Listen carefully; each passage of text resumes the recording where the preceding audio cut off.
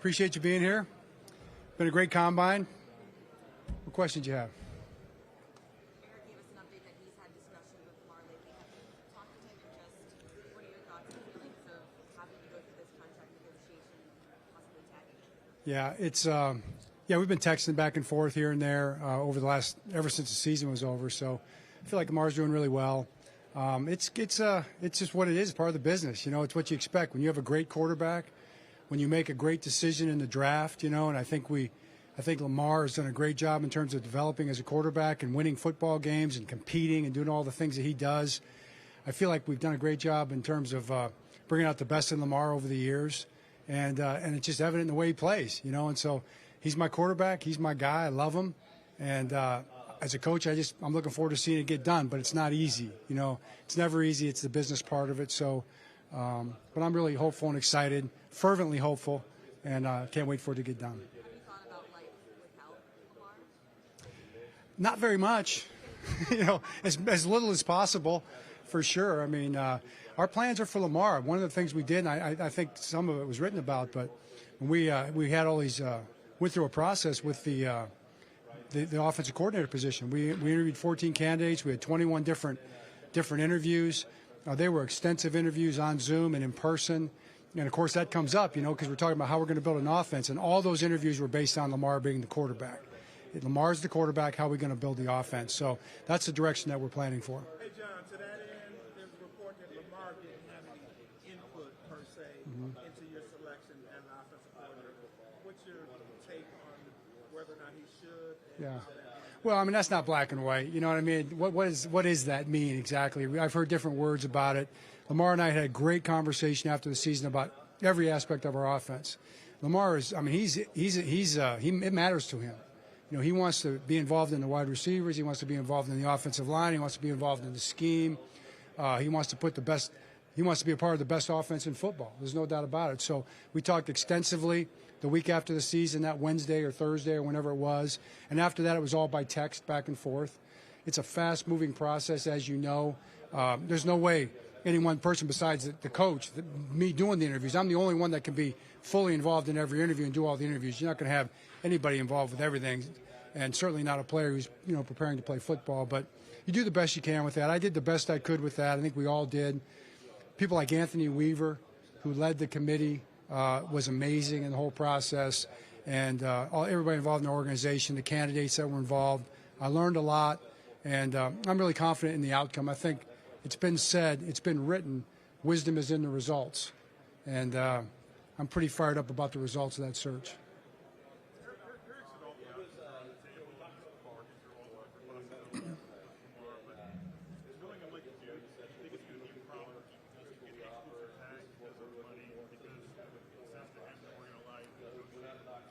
Yeah, you know, that's not something I'm going to get too involved in terms of what we do or how we do it. But I will say this about Lamar Jackson. There's no bigger, better competitor in football than Lamar Jackson.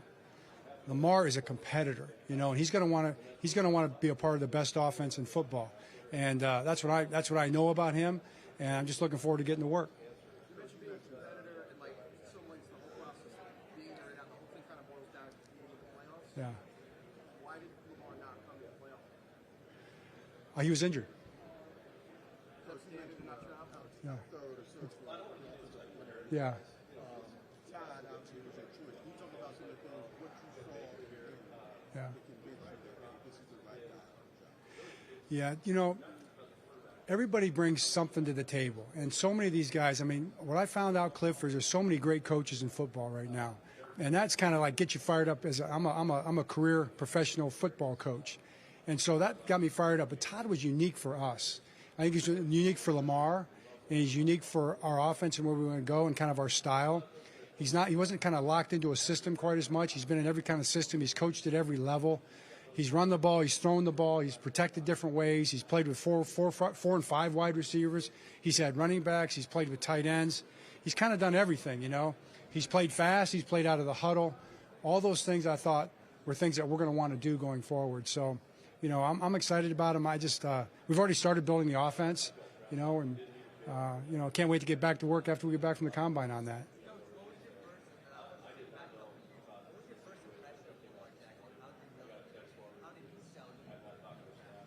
Oh, way back when? First impression of Lamar Jackson when we drafted him,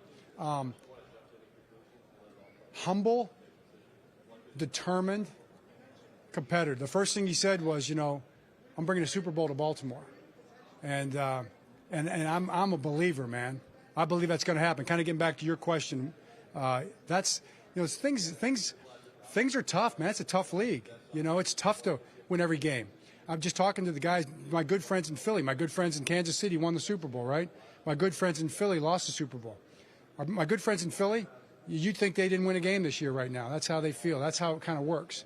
And that's how we felt. That's how we felt after our Cincinnati game, but everybody does their best.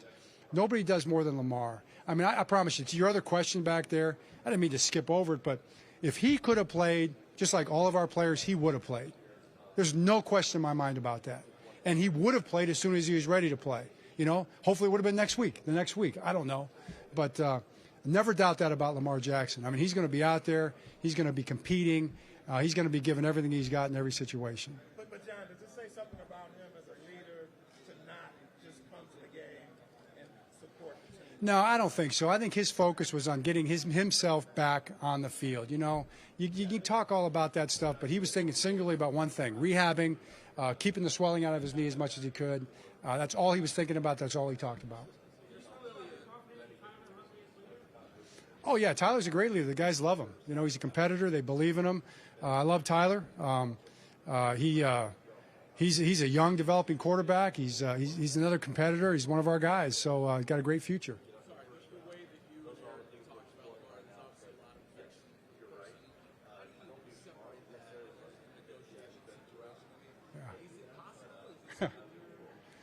Well, here's the thing. Fortunately, I don't have to do that because I don't have to do negotiating. So I'm on Eric's and Lamar's side to get a deal done. You know what I mean? And so the thing I do know is that both those guys are good people who want to get the deal done.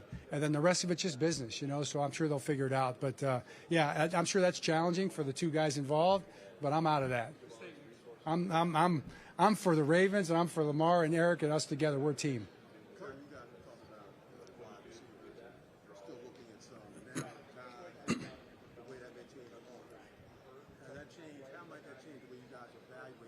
Yeah. Well, that's a great question, and I think that's still to be determined in terms of how we'll evaluate our wide receivers. I know Todd will have a big part of that in terms of, what he wants to do offensively. I'm excited about Rashad Bateman. I mean, let's not forget, we drafted Rashad 3 years ago, and, Rashad's had a couple nicks the last couple of years, but I'm telling you, he's a supremely talented, supremely determined football player, and he's chomping at the bit to get back here and go. I've been texting him. Guys like to text. Been texting him. I did talk to Isaiah Likely on the phone. We actually talked on the phone. That was a breakthrough in player-coach relationships in the 2020s. But no, he's ready to roll. What about cornerbacks? There? Should he send you some guys too? Cornerbacks? Yeah, it's funny you say that. Yeah, I said I've been watching those guys on tape in between interview sessions. So I've probably seen, in my opinion, 10 cornerbacks that could go in the first 2 rounds. It's loaded. And they're all great players. They're all potential starters, first-year starters. It's a great crew. Coach, what are some of the nuances that make any offensive coordinator transition difficult or challenging? And how do you think Todd is kind of approaching that challenge? Well, the good thing about Todd with that challenge is he's been there before in a couple of different situations, so he's experienced with that. He's not a first-time coordinator. He's not a first-time new coordinator changing jobs. He's done it in the NFL. He's done it in college. He's done it both ways. So I'm not too worried about it. I think when you talk to him, you get a feel he's pretty secure in how he looks at things. So he'll be fine. So, Coach, I mean, you've obviously watched a lot of film over the years. When you watch the these prospects, how quickly does it take for you to kind of understand, all right, like this guy's the guy, or like, It's a good question. How quickly does it take to determine a guy?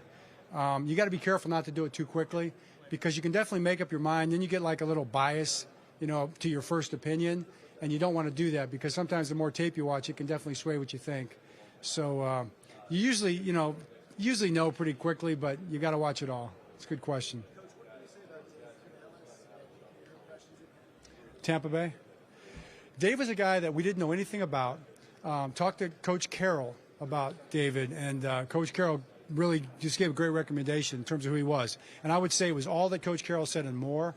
he's a great guy. He's a very likable guy. A good family man. A strong faith person. But man, his command of the offense, not just the offense they ran in Seattle, but the new one that they've run for the last 10 years, and then his ability to deal with quarterbacks, I just thought was off the charts. So he's going to do a good job.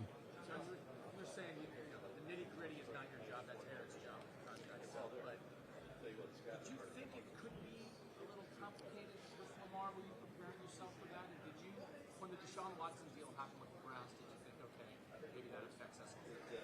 Yeah, I probably didn't as much. I wasn't thinking so much about those ramifications. I just felt like and put my trust in the fact that, we want Lamar and Lamar wants to be a Raven. And in the end, that's going to work itself out in my mind, and then you just let Providence do its work. You let Providence do its good work. And I trust in that. So whatever Providence ends up determining in the end, I'm going to be all for, and I think it's going to be what's best for everybody. But I've always been confident that we're going to have, it's going to get worked out, and I still believe that.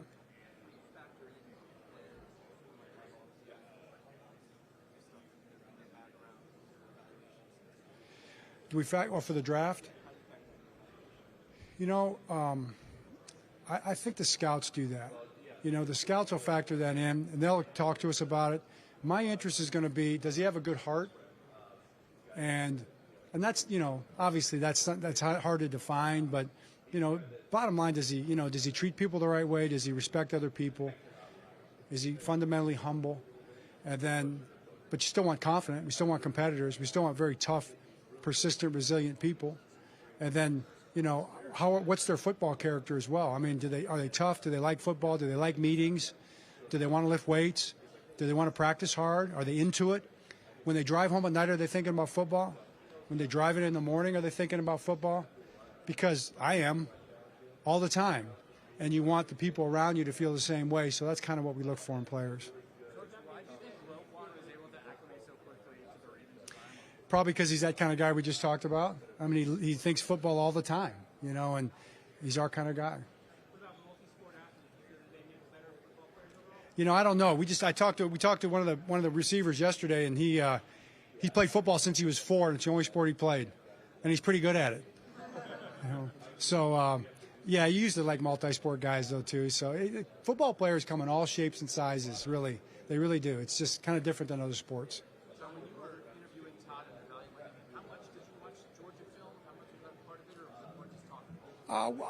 We watched a little bit of it. It was more in the context of him expressing kind of his vision for our offense going forward. So we watched some of their tape doing it. I didn't sit down and break down Georgia tape.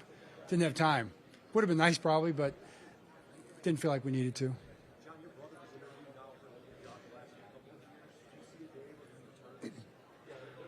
I don't know. I feel like, again, he's talking about Providence doing its good work. I think he's really good about that, Talked about make no oath for the future. I think he's honest about that. That's probably the difference with him and all these other guys who, act like they're not open about opportunities that come along. Jim's open about it. I think his players respect that. His coaches respect that, and he's just an open book, man. He's a fun guy to be around. I saw some of the Michigan guys here. They just laugh about, how fun it is to play there and what a good guy he is. So, I think he's at Michigan for life probably. But then again, maybe God's got other plans, so we'll see. Can you be too honest? That's a really good question. It's a deep question. It's a whole lot of honesty involved there, right? I think that's a good question for the philosophers, Anything else?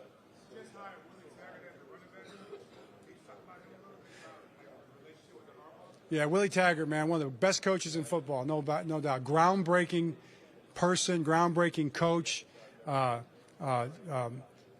changer. He's a game-changing type of a person to me. One of the great offensive minds in the game for sure. He's going to bring so much to our offense. Our players are going to love him. I know Todd already loves him. He's a difference maker. T. Martin going to quarterback coach is another guy I'm really excited about. Just not from the standpoint just of change, but the standpoint that I think T's been preparing for this for his whole life. T's a quarterback guy. He played the position, studies the position, and I can tell you this, when we interviewed him for it, he blew us out of the water with it. So we're still looking for a receiver coach.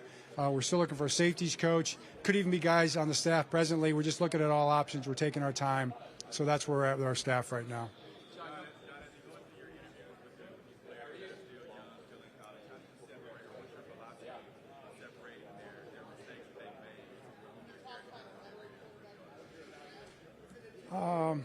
You know, what's interesting is very few guys have too many issues. You know, I can remember starting off 25 years ago, and half the guys had really pretty kind of legitimate issues. Like nowadays, they'd be blow up issues. Everybody would be talking about them. You know, college it's tough to get through college nowadays. There's a lot of scrutiny, social media, cameras, phones everywhere, and these guys are on it, man. I mean, they are prepared more than ever before. So it really doesn't come up very often. But I think when it does come up, you just got to decide where you draw the line. Our organization draws the line at certain things that we don't cross over. That's because Steve Bisciotti makes that decision. But after that, we just try to judge who they are as people. We can do two more, guys. Say that again.